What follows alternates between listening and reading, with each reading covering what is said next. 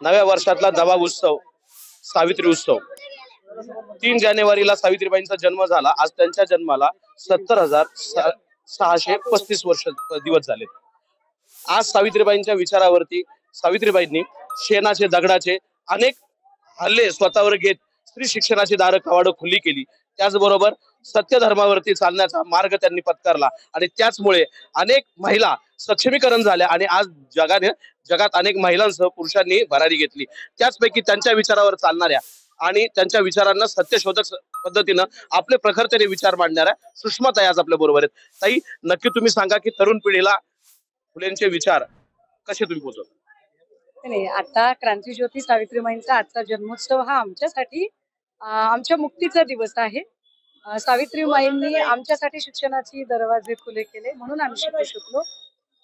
सावित्रीबाईंना त्या काळामध्ये जेव्हा त्या नवा विचार उजवत होत्या त्यावेळेला त्यांना दगडगोटे शेणगोळे खायला लागले। आम्ही आता एक नवा विचार अजून रुजवू पाहतोय त्यांच्याच लेखी। तेव्हा आम्हाला शेणगोळे प्रत्यक्ष मारले जात नाही, पण ट्रोलिंग केलं जातं, घाणेरडे आरोप केले जातात, घाणेरड्या पद्धतीने कमेंट्स पास केल्या जातात। तेव्हा आम्हाला असं वाटतं की आमच्यापेक्षा जास्त त्रास आमच्या आईने सहन केलेला होता। त्यामुळे आमची आई, आमच्या सावित्रीबाई आमच्यासाठी दीपस्तंभासारख्या समोर उभ्या राहतात।